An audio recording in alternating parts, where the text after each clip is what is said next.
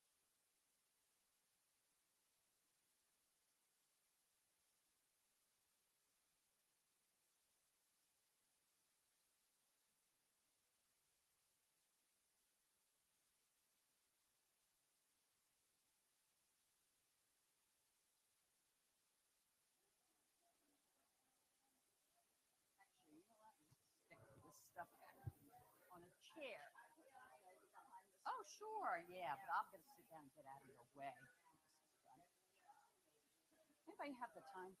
You have the time? 7? Perfect, thank you. So it's showtime. I think it's showtime.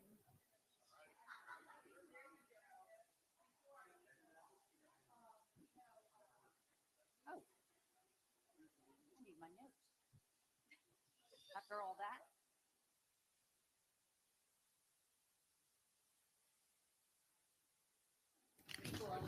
Okay, I've been told at 7 o'clock it's showtime, right? Okay, welcome everyone. My name is Jan Briscoe. I'm president of the Board of Trustees here at Historic Sotterley. Normally, you would be greeted by the executive director, Nancy Easterling, but she unfortunately is home with COVID, so she certainly didn't want to come and spread that nasty thing. So, as I say, she's a hard act to follow, but I'll do my best. So as I say, welcome to our next presentation in our wonderful 2024 Sotterley Presents People and Perspective series. We are so pleased to announce that Toyota of Southern Maryland has stepped up to sponsor our remaining series this year, and we are so very grateful. Not only are they allowing us to present these free of charge to the public, but we also can present it remotely. So there are a lot of people at home enjoying this wonderful presentation tonight from home. And so we are very grateful, Toyota Southern Maryland. Let's give them a round of applause.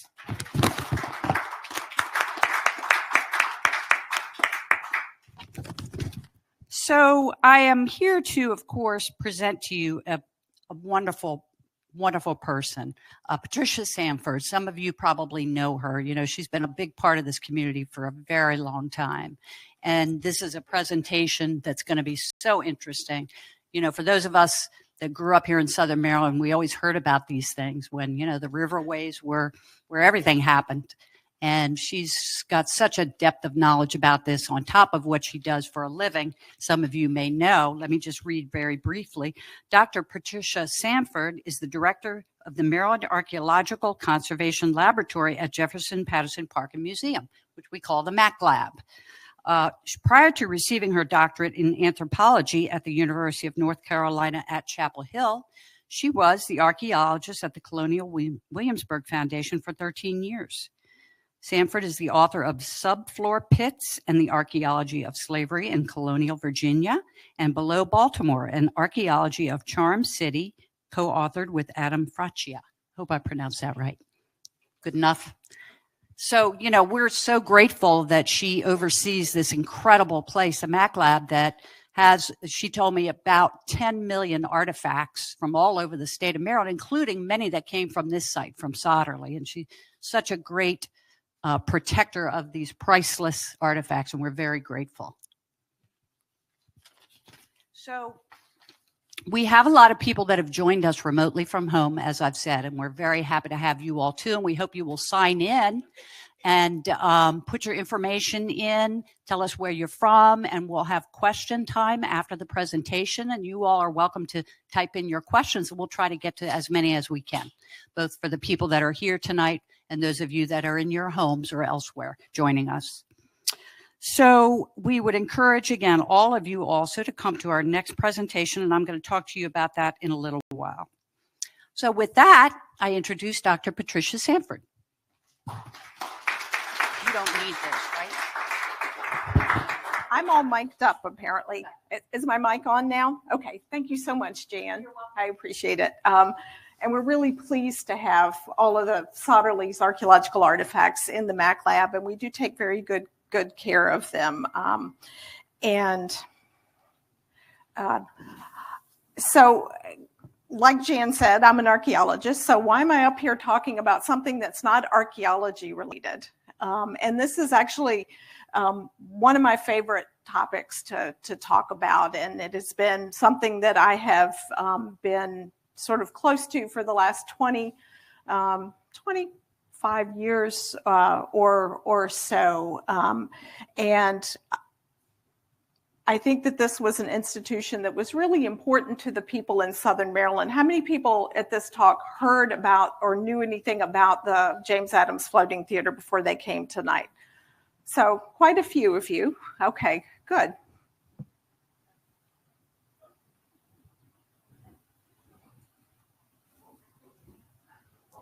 All right, we'll see how this works. So should I just say next? Okay. All right. So I am going to start this story down in Bath, North Carolina. How many of y'all know about Bath or have been to Bath? A couple of people have. Okay. It's really big in the boating community.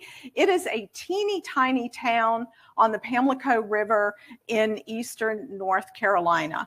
And it has 300 people. Doesn't look too much different. We have paved roads down there now. But it doesn't look too much different than this. 300 people. It was cursed in the 1700s by a pastor at the oldest church in North Carolina, a still standing church, who hadn't gotten paid. And so as he rode out of town on his horse, he cursed the town to remain small and damned forever. And so it's never had any more than 300 people. And I was lucky enough to be the manager of the historic site there for about 6 years before I came up here to Maryland. And about half a block from my house, I lived on this main street, there was one of those state highway markers that said Edna Ferber and Showboat.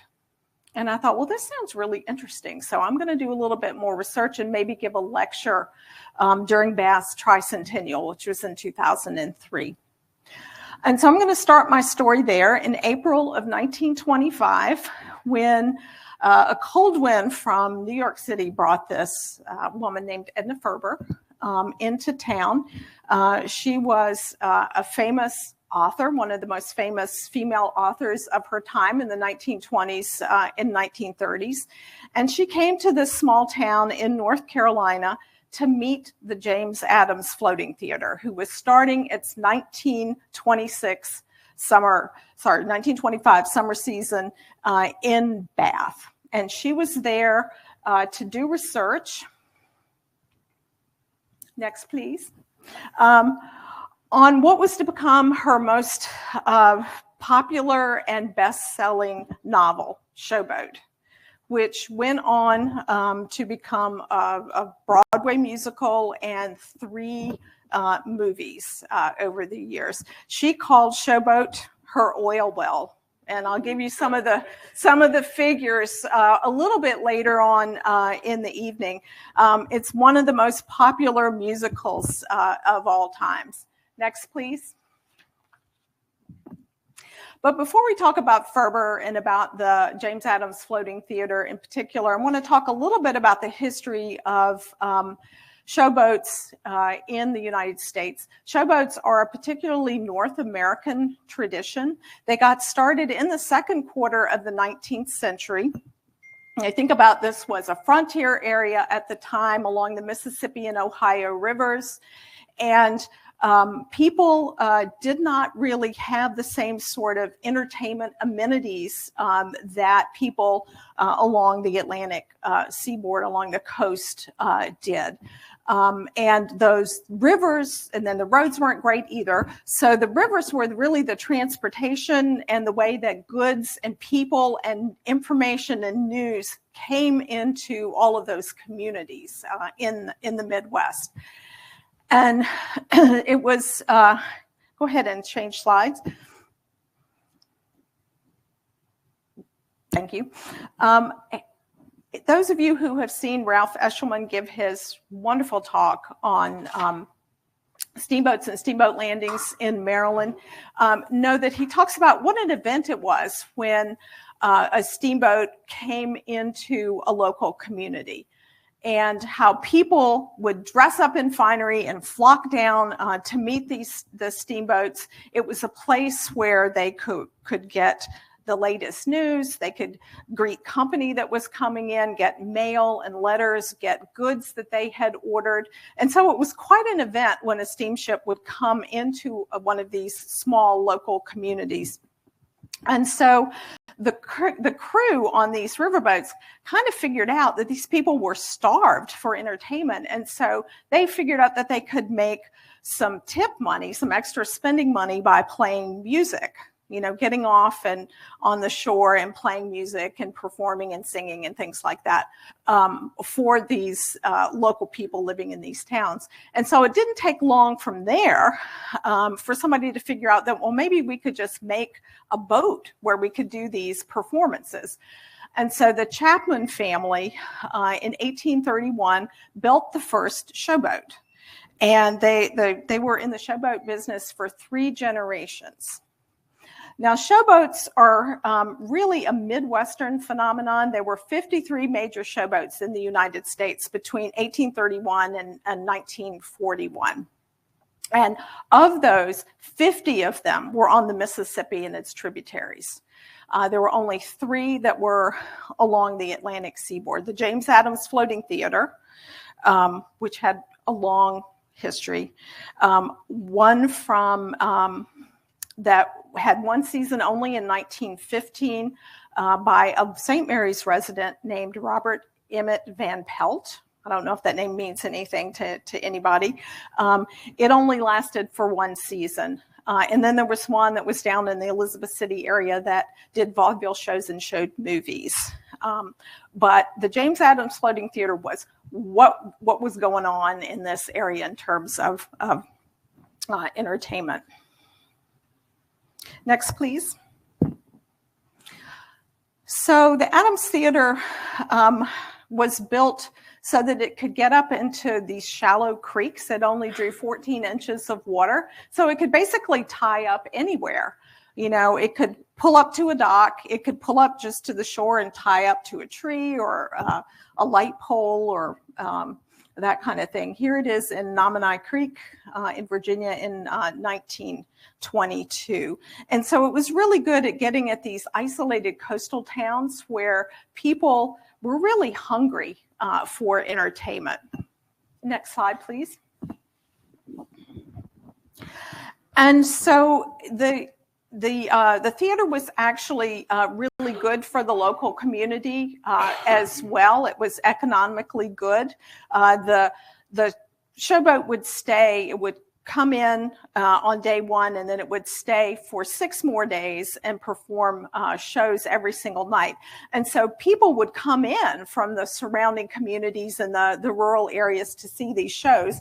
And when they came in, of course, they would go to local merchants and buy goods and stuff. So that was an economic boon for the community. And then, of course, there was 25 to 30 people that were on the actual showboat itself. And so they needed to be fed. They needed, gas and supplies and things like that. So they were spending money in the community as well. And Adams had a really great idea to donate the proceeds from at least 1 performance a week to a local charity. So to also get on the good side of the folks. So that was great. And then he also had the brilliant marketing idea of giving a complimentary ticket to automobile owners in the early years, because automobiles at that point were not very common. And he knew that if he gave 1 free ticket, that person would pack the car full of people that were paying customers to come. So it really was very brilliant marketing strategy. And he would, if he had 2 losing nights in 1 week in a town, he would drop that town and then put another town on the rota for the next year. And I've got a map that shows the towns that he played in, the theater played at in Virginia and Maryland. I'm going to try every once in a while to see if this will work. Okay, yay! All right. So Philip Graham is the author of a book on showboat history in the United States entitled Showboat, and he called the James Adams Floating Theater the happiest of all showboat stories. It had no competition, so it never had a losing season, and that, I think, probably played a big factor into making it a big success story. So I'm going to start with James Adams, who the theater is named after. He was born in the Midwest in 1873, and his whole family was filled with entertainers. In fact, one of his brothers actually was the business manager on the Adams Floating Theater for many years of its history. He married Gertrude Poulsen in 1895, and they were aerialists, trapeze artists. And they, growing up in the Midwest, there were a lot of lumber and sawmill towns. And so they learned how to do trapeze artists by practicing over giant sawdust piles. And I have some friends in Wisconsin, and the circus world is up there close to where they live. And I said, well, I would really like to go to Circus World and see if they have anything on James and Gertrude Adams, because I haven't really been able to find anything much in the way of photographs. And so we go up there and make an appointment, and the guy says, I'm really sorry, I only have these 2 photographs. And I opened them up, and one was this great photo of them posing, and the other was a nice photo of after they worked in circuses for a bunch of other people, he opened his own traveling circus in 1902. And between 1902 and 1908, he was involved either by himself or with a bunch of partners with traveling circuses that travel by train. And he went broke a bunch of times with these traveling circuses. So then in 1908, he decided to start a vaudeville show. And he had such success with the vaudeville show that 3 years later, in 1911, he was able to retire. And so from that world. And so I think he got bored within about a year. And so next slide, well, I'll try it. In 1913, he had a showboat built and decided to try that instead as a retirement project. And when we think about, or at least when I used to think about showboats, I used to think about them being looking like this, very fancy, right? With a big paddle wheel off the back and all of this fancy woodwork and paintings and carvings and things like that. Well, that's not the James Adams Floating Theater. This is from the quote from the Ferber's novel, Showboat. Long and wide and plump and comfortable she looked, like a rambling house that had taken perversely to the nautical life and now lay at ease on the river's broad breast. So basically it was a barge with like a big, very plain frame structure on it. It's 128 feet long, 34 feet wide, and like I said, it only drew 14 inches of water. It was built for utility, particularly from the outside. The living suites were all up on the second floor. James Adams and Gertrude lived in the little apartment that you see here up above where you board the boat. Adams had this built in Washington, North Carolina, or some people know it as Little Washington, by Bill Chauncey for $8,941. He claimed he spent $40,000, I think because he wanted to discourage competition, right? It was launched in January of 1914. Thank you. And it was not self-powered. It was pulled by 2 tugboats, Elk and Trooper, which you can see here on the right in the Leonardtown, at the Leonardtown Wharf.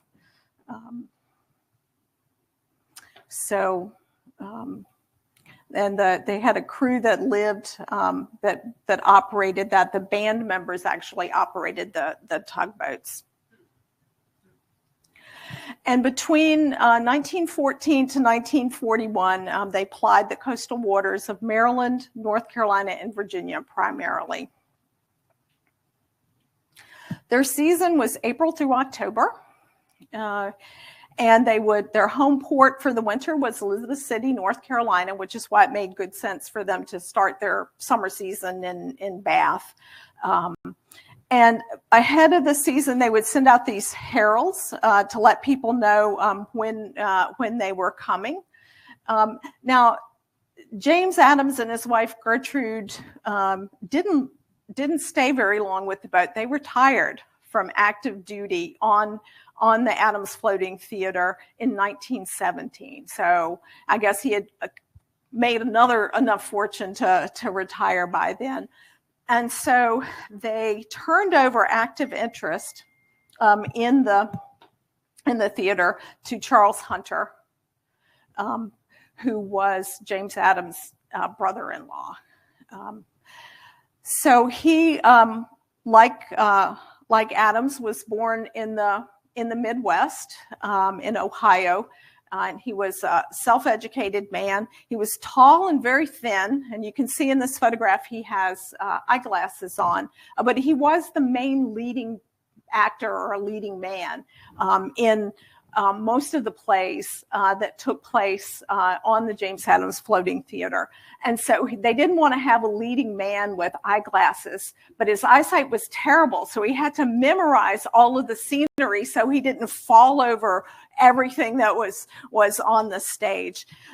You can see him here with his typewriter. That typewriter is still existing down at the Museum of Albemarle in Elizabeth City. And he wrote his own plays. He adapted other people's plays, and he actually adapted some of Edna Ferber's plays to be shown on the showboat. And when she showed up to interview him about the showboat, she was thrilled to learn that some of her plays had been adapted for the showboat. She wrote, Edna Ferber wrote about Charles Hunter. I'll read these in case the folks at home, the slides have disappeared or if people can't read them from the back. She wrote about Charles Hunter. It was a stream of pure gold, she confessed. Incidents, characters, absurdities, drama, tragedies, river lore, theatrical wisdom poured forth in that quiet, flexible voice. He looked really more like a small-town college professor lecturing to a backward student than a showboat actor. Next slide, please. Now, his wife, Beulah Adams Hunter, was James Adams' sister, and she was the leading lady on the James Adams Floating Theater for 17 years. They got married in 1911 and became associated with the Floating Theater almost immediately. And I have given this talk a number of times in a number of places in Maryland, and I have actually, I'm pretty sure that most of the people that actually went to the theater have probably passed away by now. But some of the older people at some of the talks that I gave in the early 2010s or whatever would talk about Beulah and what a lovely voice she had. And I actually had one woman stand up in Galesville and sing one of the songs that she sang, that she saw when she was a child. I've pulled a number of oral history interviews. There were St. Mary's College did a bunch of oral history projects, and one of the things that they talked about a lot with people was the Adams Floating Theater. And so George Herman Coppage in a 1987 interview said, Beulah Adams was the star of it, and she shone very, very brightly in my eyes. She was known as the Mary Pickford of the Chesapeake. I find as my audience gets younger and younger, a lot of people don't know who that was. That was a very famous silent film star from the 1920s. All right. So the Floating Theater did shows in Maryland, Virginia, North and South Carolina, Georgia, and into northern Florida. But it really focused primarily in northern North Carolina along the Pamlico Sound, up and down the Chesapeake Bay and the rivers in Virginia, and the same thing in Maryland. Next slide, please. And so there were 92 ports of call in Virginia and Maryland. And you can see here Leonardtown in St. Mary's County, Abel's Wharf, and Hazel's Wharf, I think, in Compton, maybe once or twice that they did some shows there. Solomon's was the only place that they played in Calvert County, and they only missed 1 year, I believe 1916, and in Calvert County. Next slide, please. They also played some cities, Elizabeth City, Annapolis, Baltimore. So they did dock at some of these larger areas, but they really were much more all about the smaller coastal towns where this type of entertainment really wasn't something that that people got to see every day. General admission was 25 cents and 35 cents, and you could reserve seats for 50 cents. The Sunday Sun in September 1940, so right towards the very end of the history of the floating theater, said Annapolis is not a typical waterside village. Even the people who don't run up to New York often to see a show consider themselves pretty cosmopolitan. The Annapolis audience went to see You Can't Beat the Irish rock the boat with their laughter. The plot was just as funny to them as when they first saw it in Abby's Irish Rose.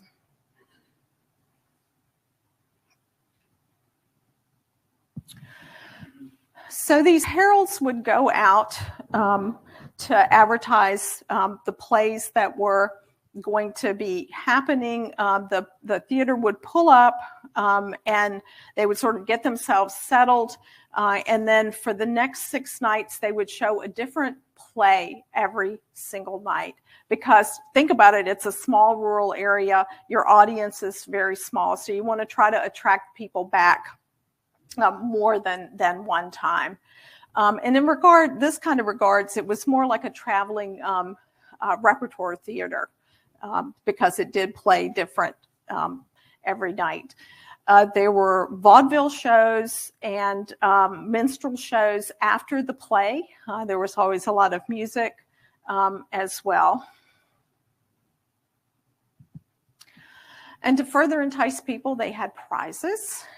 So they would sell Cracker Jacks and popcorn, and there would be tickets inside the boxes of Cracker Jacks and popcorn for prizes. And if you were lucky enough to get one at the intermission in the play, they would call out your number, or you would say, here I have, ticket number 23, and they would say, oh, you won a tablecloth, or things like bedspreads, clocks, sets of dishes.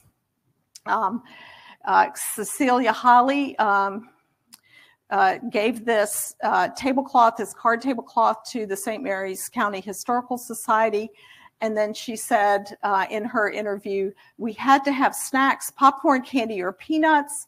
And in one of the bags, there was a coupon for a prize. So I had to go up on the stage where they were giving out the prize. My prize was a card tablecloth of a plaid of yellows, oranges, browns, and whites. We had it for many years. This cloth was J. Johnson Payne of Leonardtown donated this to the St. Mary's County Historical Society. Some smaller prizes were actually put inside the Cracker Jack boxes. I'm telling this story for you, Rochelle. So little things like handkerchiefs and things. And there's a story that one young man found a pair of women's underwear or panties inside the box, and he got so excited he jumped up on his seat and he started yelling and twirling them around, So I tried to talk Rochelle, who works at the Calvert Marine Museum, for the exhibit opening that we had. So there's an exhibit on the James Adams Floating Theater that's up now through the end of August at the Calvert Marine Museum. And I was the guest curator for that, and working with Rochelle and her folks on getting that exhibit together was really wonderful. And she had little boxes of Cracker Jacks, and I tried to get her to put women's underwear in them. She just wouldn't do it. I think she thought she'd get in trouble with the Calvert County Commissioners.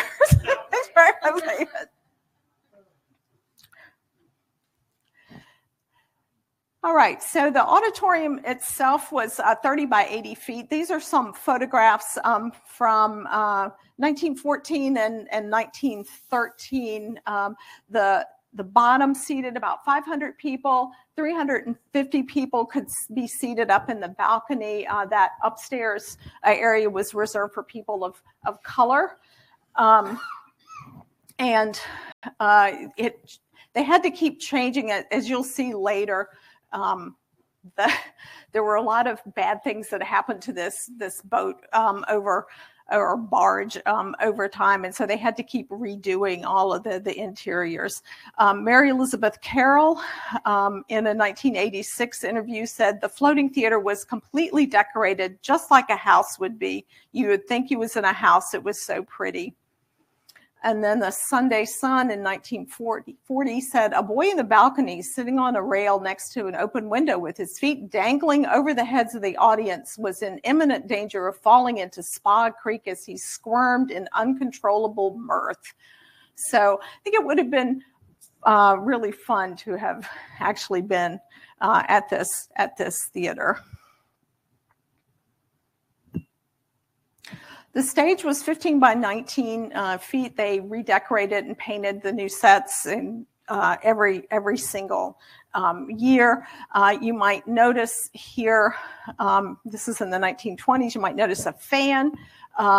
There was electricity on this boat, which was a big draw for some people because there was not a lot of, in these small coastal towns, electricity was something that was new and uncommon. And so people would go not only to see the plays, but, to be in a lit atmosphere after dark. Sister Frances Merriam, in an interview, said, we saved our pennies all year long so we could go to the floating theater.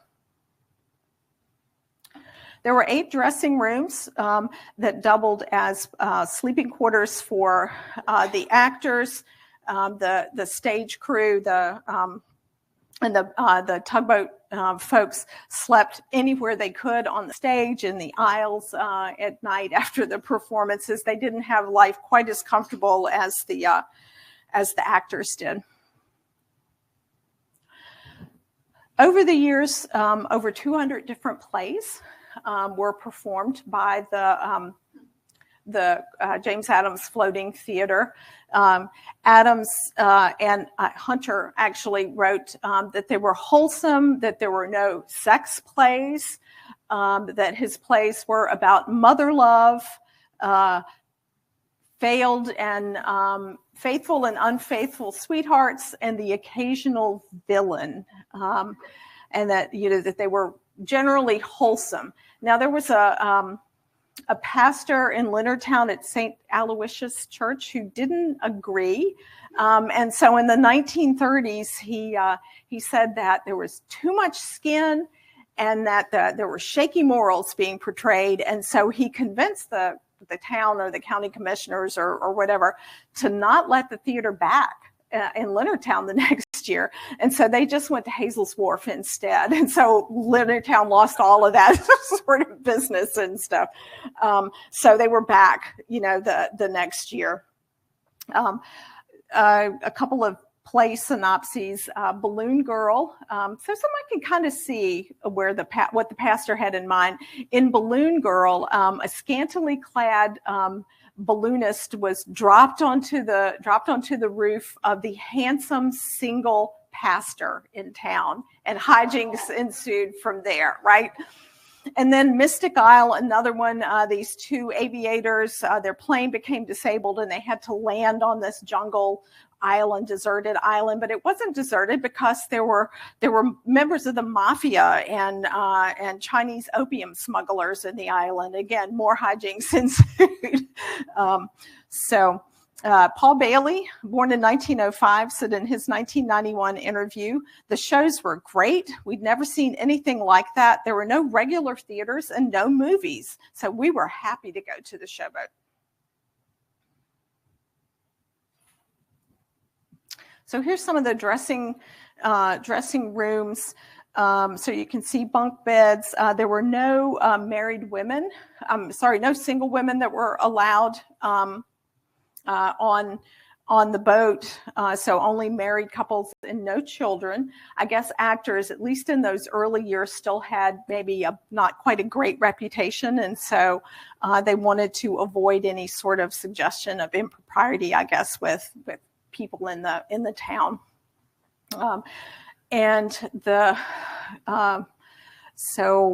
There were 25 to 30 people on the boat, and again, only bedrooms for like 16 of the actors and then the managers and things up above. But again, the crew of the boat and the tugboat crew had to sleep sort of on the stage and wherever they could, essentially, outside on the deck.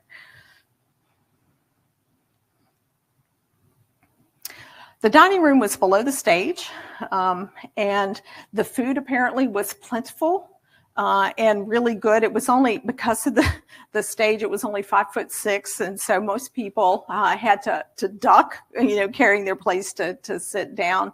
Edna Ferber, in one of her autobiographies, said the food on the James Adams Floating Palace Theater was abundant, well-cooked, clean. Hot biscuits in the morning, platters of ham and eggs, coffee, jam, pancakes. If you were punctual, you got the best and got it hot.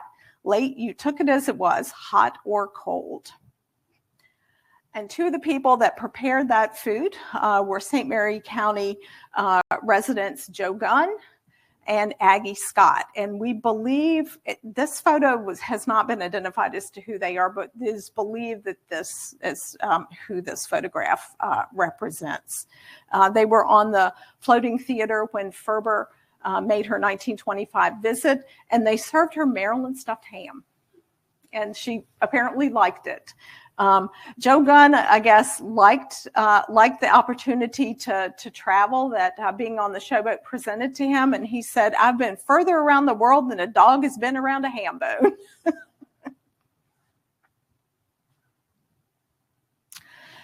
So there was a lot of downtime for the cast and crew after the rehearsals. So they spent a lot of time fishing and crabbing and swimming and getting up to no good, I guess, after the performances in some of the dance pavilions around. I think there was one in Solomon's that they enjoyed.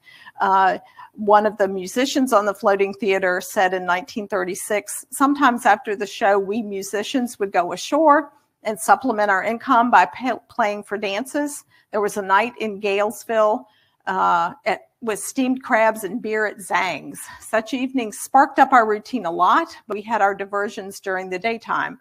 We swam almost every day, and fishing was no problem at all. We ran a steady poker game and an occasional crap game." So you can see some photos of some of the actors.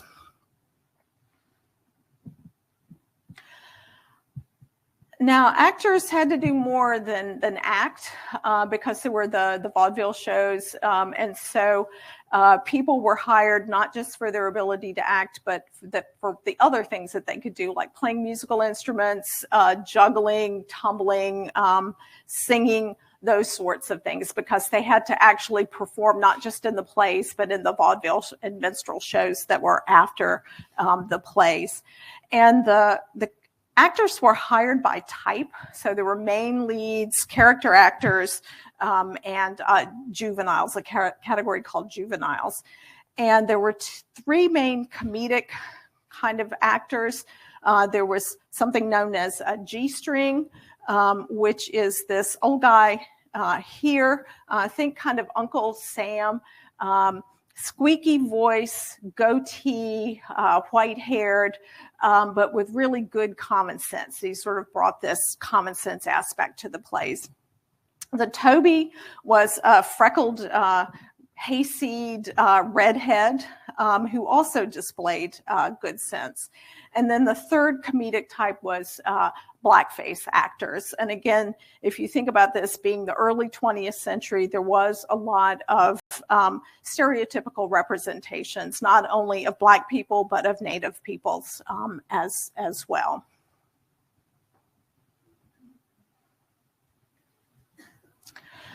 The band traveled, like I said, they were the tugboat crews, and they traveled with the floating theater. When they arrived in a new town, they would get off the boat, go into town, find a good place like a town square or someplace very public, and set up and play a concert to kind of gin people up and get them ready to and excited about coming to the floating theater that entire week.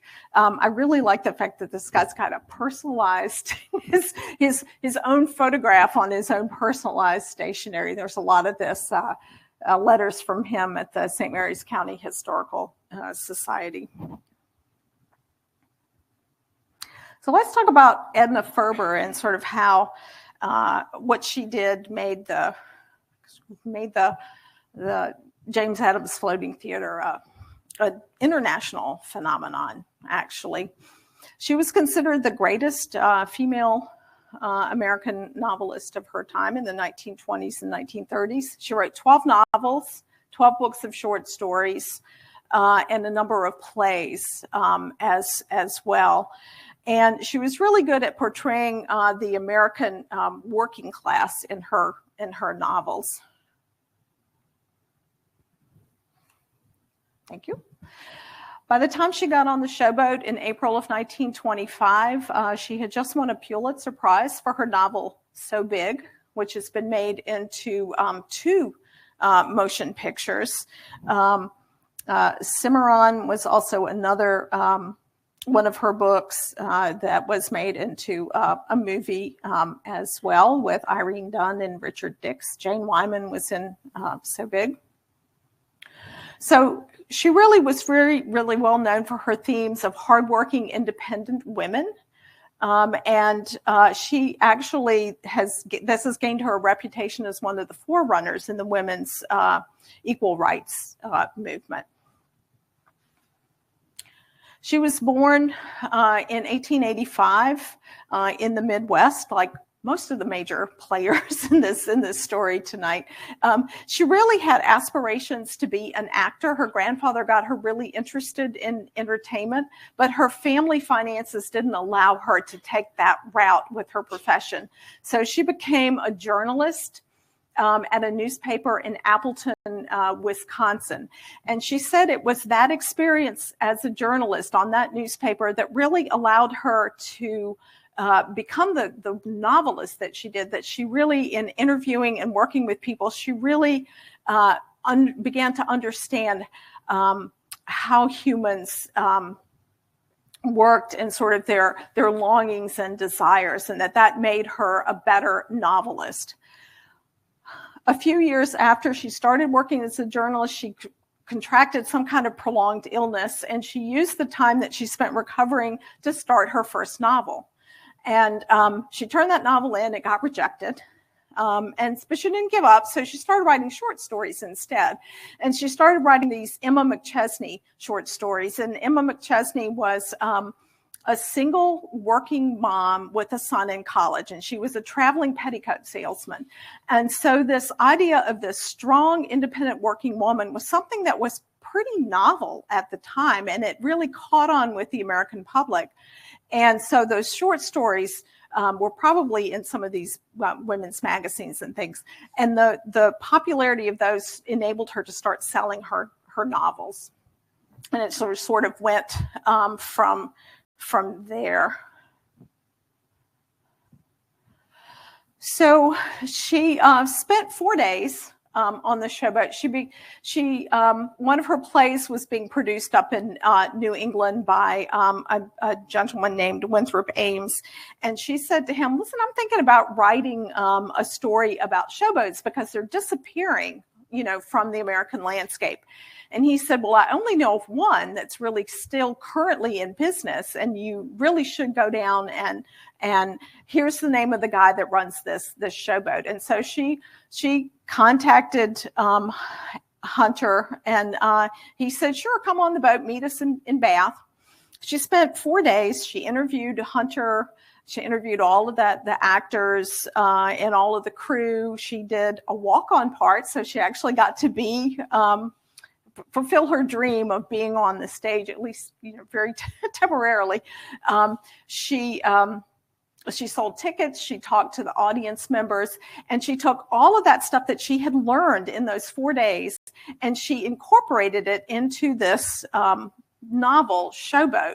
The Hunters. How many of y'all have seen the movie or the musical or whatever? Okay, so she incorporated the Hunters were her. Let's see if I can remember the names of the characters. The love story of Ravenel and Magnolia were James and Beulah. And Joe Gunn and Aggie Scott were the role models for Joe and Queenie. And you remember Joe sings Old Man River in the movies. It took her a year to write the novel. She produced it first as a serialized story in the Women's Home Companion. And then it got picked up and sold as a hardbound novel. It's came out, I think, so it took her a year, so 1926 is when it first came out. The story itself is set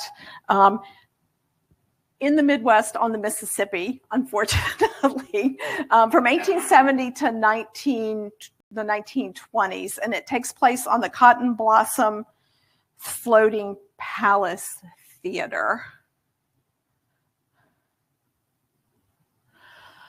And so the next year, it gets picked up by Doubleday and becomes a best-selling novel.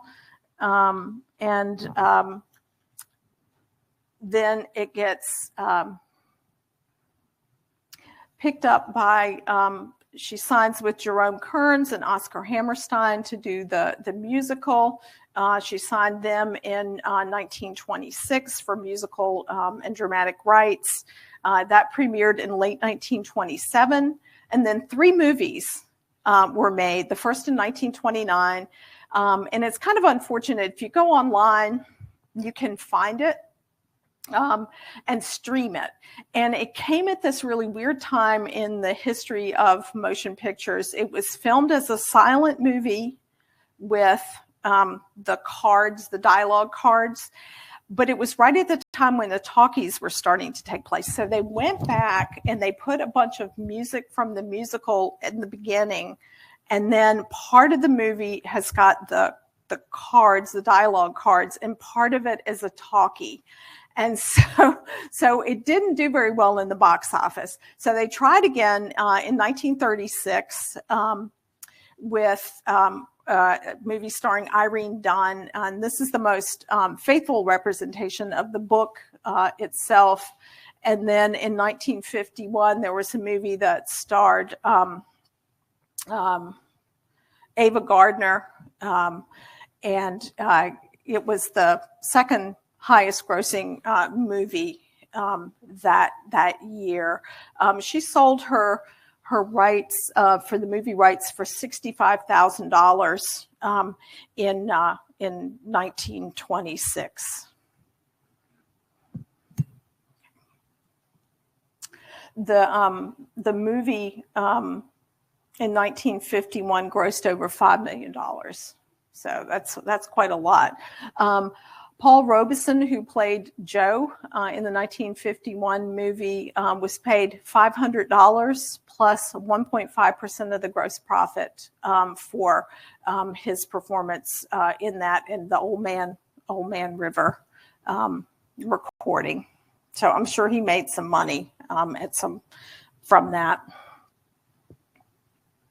So the floating theater also inspired some other artists as well. Hulbert Footner was a Canadian who came down and married into the Marsh family in Calvert County, and he wrote a whole bunch of novels. And he wrote one called Country Love in 1920, which has got the Adams Floating Theater featuring prominently in it. That novel was made into a movie called Youth to Youth. This movie has been lost. It is not available at all, I guess, lost to time.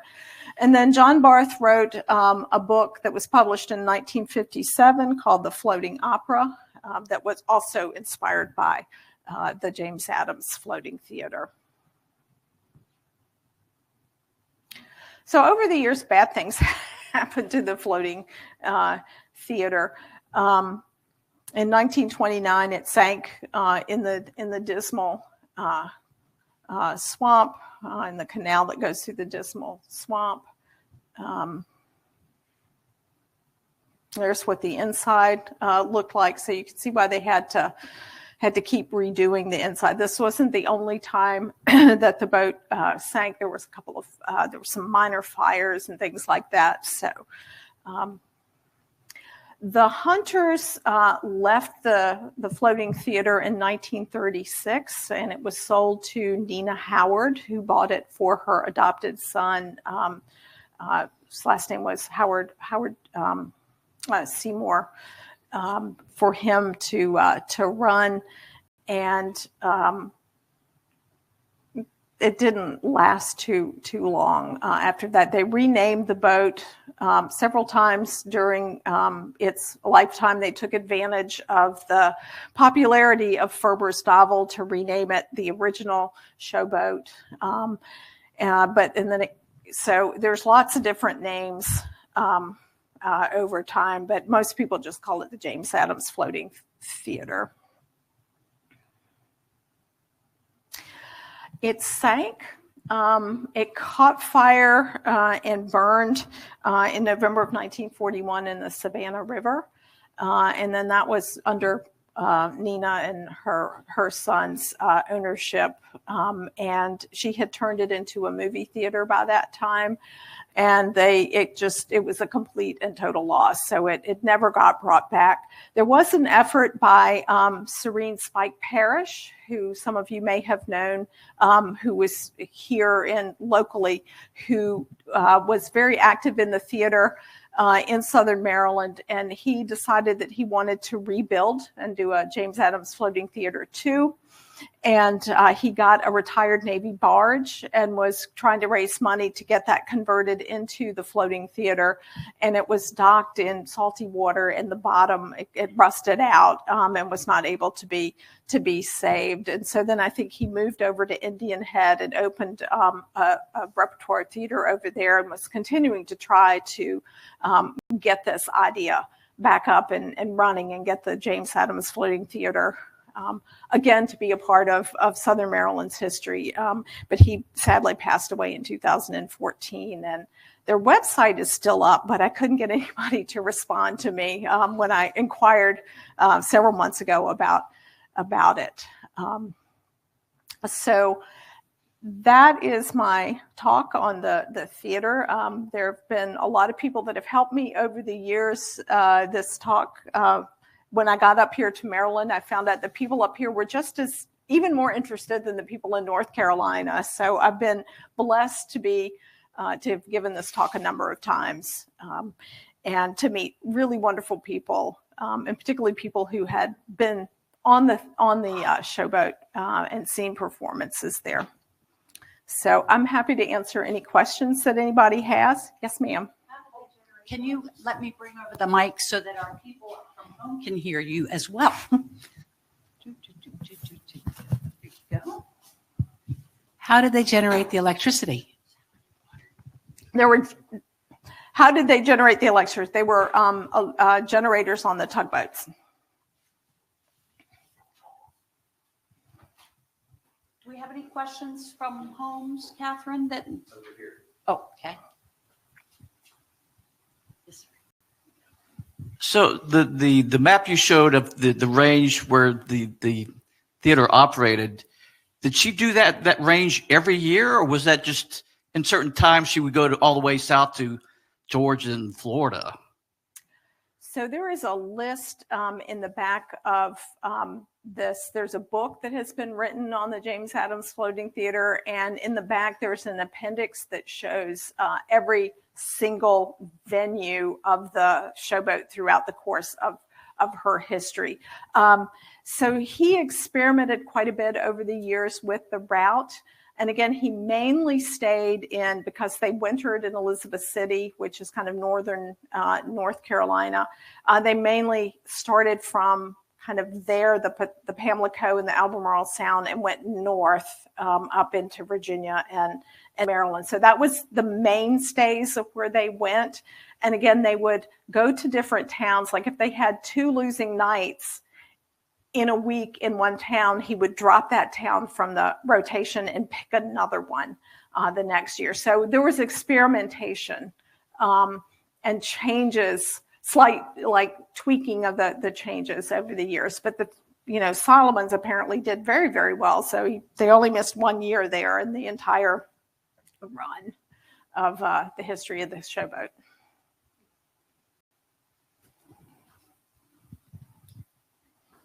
Is there any reason why the showboat did not go up the Patuxent farther than Solomon's Island? There were lots and lots of landings and wharfs. There were, but there weren't really any. Were there any communities with fairly like populations that could support like a week-long stint, do you think? I don't know the answer to that question, but it seems like it would have gone further up the Patuxent River than just Solomon's. I actually have a question. Mm-hmm. So I assume that the floating theater in Leonardtown is where the Leonardtown Wharf is today, right? That's now a park and everything. Do we know that? I believe so. You would think, right? Mm-hmm. What about in Solomon's? Do you know where it was there? Rochelle, do you remember? There's photographs of it. So at one point, Thank you. I believe we saw pictures that at one point there was a steamboat wharf in Solomon's, and that's where those photos we believe are from. And then there's another photo that leads us to believe it actually docked where the current Pier restaurant may be. So there are possibly 2 locations in Solomon's. Thank you. You're so much more familiar with that landscape down there than I am. We have a question from someone At home. Okay. So we actually have 2 questions. Deborah Ratanen asked, she says, I saw the Deal is listed as a place where the showboat visited. Is that the same as the Deal in Anne Arundel County today? It is, yes. Okay. Mm-hmm. And then the second question comes from Rose, and this is interesting. She was wondering if in your research about the showboat, if there were any floating brothel or burlesque shows. I'm telling you.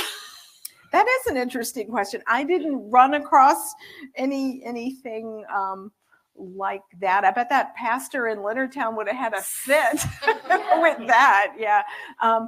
That is an interesting, Rose, I throw that back at you to try to do some research into that topic. That would be a really interesting talk. Is that it, Catherine? Okay. Excuse me. Come over to Sue. Sorry. A couple of summers ago, there were rumors going around that the showboat was going to be revived and come down to Leonardtown and do some shows, but I never heard anything beyond these rumors circulating. Do you know anything about that? I think that there's still a desire. I mean, if you go in and type in James Adams Floating Theater 2, you will get a website that is based out of Indian Head. And wait, let me see if I can. The Indian Head Performing Arts Center that was run by Spike Parrish. And their website was updated as recently as a couple of years ago.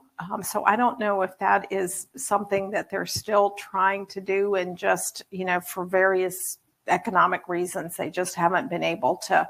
I tell you, it would cost a lot more than $8,941 today, right? Even more than $40,000. But it would be really great, because I think that this was a really important part of Southern Maryland's history. And again, just going to, I gave a talk in Deal, I gave some talks in Annapolis and over on the Eastern Shore, and people, the oldest people at these talks who had been or had served as they would give free tickets to local children to go and drop the heralds in people's mailboxes. And there were some people that had done that. And I had one guy stand up in Galesville and he said, "Here's the dance that I saw." And he stood up in the back of the room and danced the dance that this really made an impact on people's lives, because there were no movies, right? It was the Depression, the coming of movies, and then later radio, and TV that really killed this thing, right? So, unfortunately, but I think that there would be local interest if there was a revival. I think it would probably do pretty well. Anyone else have a question for us? There's one here. Oh, yes, sir. You said that they would do a 1 week stand and then move. How long did it take them to move to the next place and get set up again? So they would make it so that they didn't have to travel, so that they could close out the last night. Let's just say Saturday night was their last night. They would wrap everything up and travel on Sunday and get all set up and do publicity and all that around the town and get the heralds and stuff out, and then have shows Monday through Saturday. So they would use that Sunday as a travel day. And so there really weren't, they scheduled it so that they were close enough to the next town to make that something that was possible. Thank you.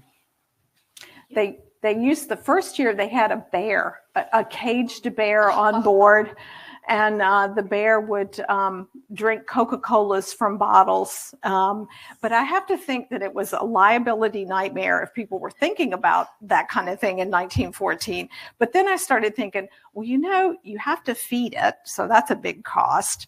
And then you have to get rid of the waste that goes along with it. So that would be a really big job. And so it's just not worth it, I think, to have that caged bear on the boat. So it only lasted 1 year.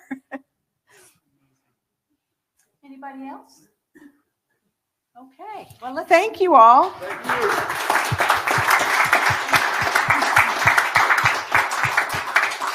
I'm going to let you talk about what's next. Thank you, Patricia. Turn my microphone off.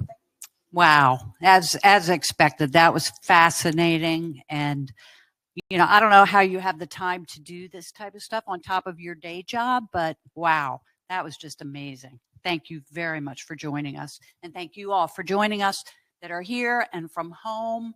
And yes, as you said, I need to remind you that our next wonderful presentation, is going to be a book launch from our former wonderful trustee, Meredith Taylor, who's here this evening. She's come out with another incredible book. I can't wait to hear your presentation. And that's going to be on July 10th. And I'm sure you can either join us here or also remotely.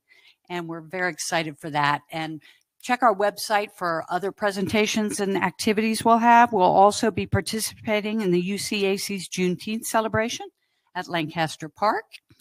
And also we have Juneteenth tours over that weekend paired with dads getting in free for Father's Day. So lots of reasons to come back here. So again, we thank you all so much. We thank you again, Dr. Samford, for joining us. Everybody have a great night. And don't forget, there's treats in the back for everybody. Thank you.